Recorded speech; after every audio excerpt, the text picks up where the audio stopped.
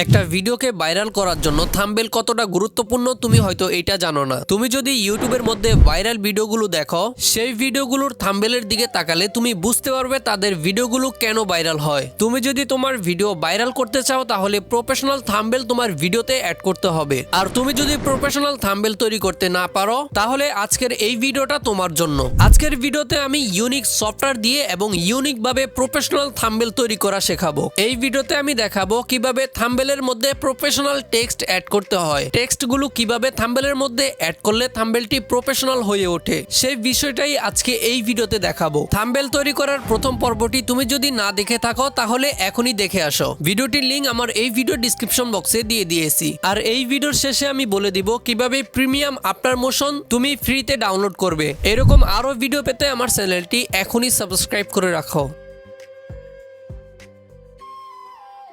প্রথম ভিডিওতে আমি এই পর্যন্ত কাজ কমপ্লিট করছি। এখন এখানে কিছু টেক্সট অ্যাড করব। প্লাস আইকনে ক্লিক করব, এখান থেকে টেক্সটে ক্লিক করব। আমি এখানে লিখে দিব ক্যাপকাট। ক্যাপকাট লেখার পরে এখান থেকে আমি একটি ফন্ট অ্যাড করে দিব। সো আমি একটি ফন্ট অ্যাড করে দিলাম। এখন মুভ অ্যান্ড ট্রান্সফর্মে গিয়ে স্কেলে যাব, দেন এটাকে বড় করে দিব।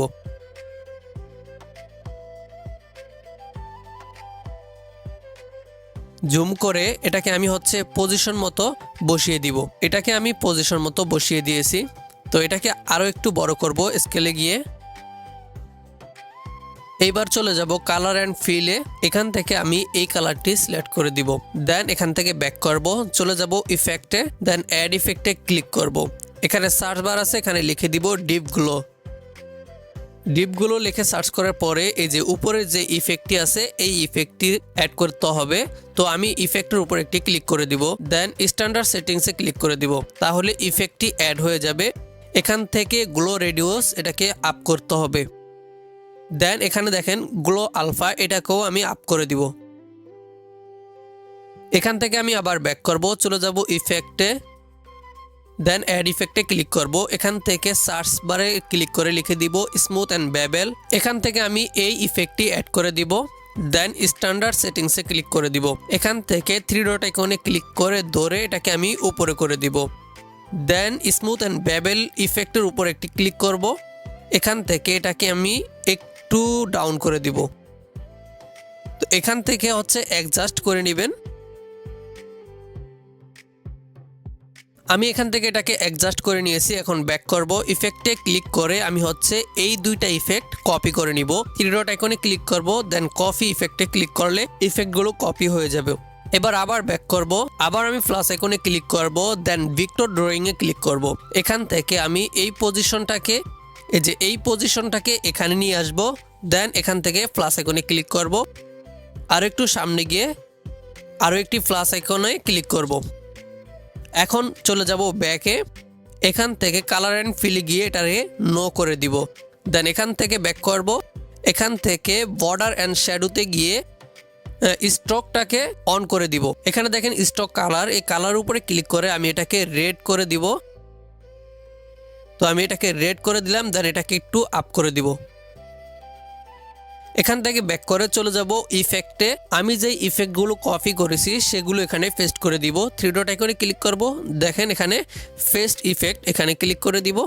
তাহলে ইফেক্টগুলো পেস্ট হয়ে যাবে। এবার আমি ক্যাপকাটের লেয়ারটাকে ডুপ্লিকেট করব।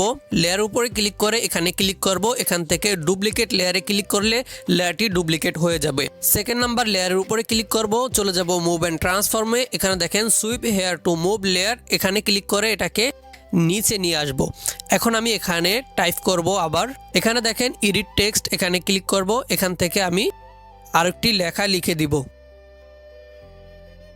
এখানে দেখেন লেখাটি আমি লিখে নিয়েছি। এখান থেকে টিক মার্কে ক্লিক করে দিব। চলে যাব মুভ অ্যান্ড ট্রান্সফর্মে, স্কেলে গিয়ে এটাকে আরো ছোট করে দিব, একবারে ডাউন করে দিব। দেন এখান থেকে ব্যাক করে চলে যাব এডিট টেক্সটে। এখান থেকে আমি এটাকে ধরে একটু সোজা করে দিব। দেন আবার ব্যাক করব, এডিট টেক্সটে গিয়ে এখান থেকে আমি একটি ফন্ট অ্যাড করব। দেন ফন্ট অ্যাড করা হয়ে গেলে এখান থেকে টিক মার্কে ক্লিক করে দিব। এখন আমি এটাকে আরো একটু নিচে নিয়ে আসব। এটাকে আমি আরো একটি ডিফারেন্ট কালার দিব। দেন চলে যাব কালার অ্যান্ড ফিলে।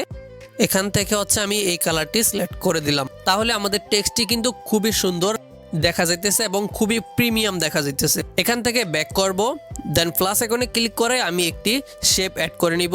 এখান থেকে শেপটাকে আমি একটু কাস্টমাইজ করে নিব। দেন মুভ অ্যান্ড ট্রান্সফর্মে গিয়ে শেপটাকে আমি সুন্দর করে বসিয়ে দিব। শেপটি ঠিকঠাক মতো বসা হয়ে গেলে এখান থেকে ব্যাক করব, চলে যাব কালার অ্যান্ড ফিলে। এখান থেকে আমি নো ফিল করে দিব। দেন টেক্সটটিকে একটু বড় করে দিব। মুভ অ্যান্ড ট্রান্সফর্মে গিয়ে স্কেলে ক্লিক করে টেক্সটটিকে একটু বড় করে দিব। এবার আমি আবার প্লাস আইকনে ক্লিক করব। এখান থেকে আরো একটি শেপ নিব গোল আকৃতির। দেন এটাকে হচ্ছে একবারে ডাউন করে দিব, একেবারে ছোট করে দিব। এখন আমি আবার এই থ্রি ডট আইকনে ক্লিক করব। এখান থেকে দেখেন ক্রিয়েট ক্লিপিং মাস্ক, এখানে ক্লিক করে দিব। এবার ইফেক্টে ক্লিক করব, দেন অ্যাড ইফেক্টে ক্লিক করব। এখান থেকে হচ্ছে আমি একটি ইফেক্ট অ্যাড করে দিব। এখান থেকে আমি রিফিট অ্যালং পাথ এই ইফেক্টটি অ্যাড করে দিব। দেন স্ট্যান্ডার্ড সেটিংসে ক্লিক করে দিব। এটাকে হচ্ছে আমি একটু আপ করে দিব। ওকে, এখান থেকে গিয়ে আমি এটাকে হচ্ছে আরো ছোট করে দিব। এটার কালারটাকে আমি চেঞ্জ করে দিব হালকা। ইফেক্টের মধ্যে ক্লিক করে আমি টেক্সটের মধ্যে যে ইফেক্টগুলো অ্যাড করেছি সেই ইফেক্টগুলো এখানেও অ্যাড করে দিতে হবে। তো আমি এখান থেকে থ্রি ডট আইকনে ক্লিক করে ফেস্ট ইফেক্টে ক্লিক করে দিব। তাহলে আমাদের লেখাটা কিন্তু খুবই স্মুথ এবং সুন্দর দেখা যাবে। দেন আমি আবার লেয়ার উপরে একটা ক্লিক করব। ক্লিক করে এখান থেকে এটাকে ডুপ্লিকেট করব। লেয়ার উপরে ক্লিক করে মুভ অ্যান্ড ট্রান্সফর্মে ক্লিক করব। এটাকে হচ্ছে নিচে নামিয়ে দিব। এখানে আমি আরো একটি টেক্সট অ্যাড করে নিব। এডিট টেক্সটে ক্লিক করে এখানে লিখে দিব। এটা লেখা হয়ে গেলে আমি এখান থেকে ফন্টে ক্লিক করব, অন্য একটি ফন্ট অ্যাড করে দিব। দেন এখান থেকে টিক মার্কে ক্লিক করে দিব। আগের মতো কালার অ্যান্ড ফিলে গিয়ে অন্য একটি কালার সিলেক্ট করে দিব। এখান থেকে ব্যাক করব, মুভ অ্যান্ড ট্রান্সফর্মে গিয়ে এটাকে আরো ছোট করে দিব।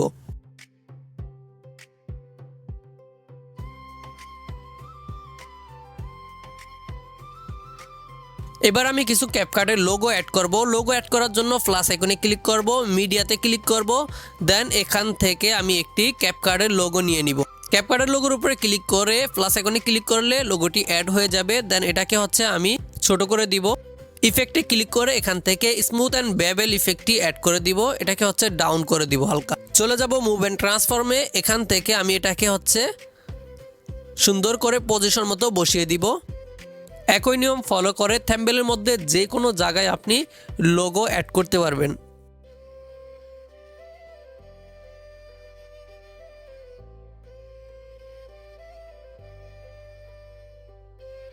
থাম্বনেল পুরোপুরি তৈরি করার পরে এখানে ক্লিক করবেন। এখান থেকে কারেন্ট ফ্রেম অ্যাজ পিএনজি এখানে ক্লিক করবেন। দেন এক্সপোর্টে ক্লিক করবেন। কিছুক্ষণের মধ্যে থাম্বনেলটি এক্সপোর্ট হয়ে যাবে। দেন এখান থেকে সেভ অপশনে ক্লিক করে দিবেন, তাহলে থাম্বনেলটি সেভ হয়ে যাবে।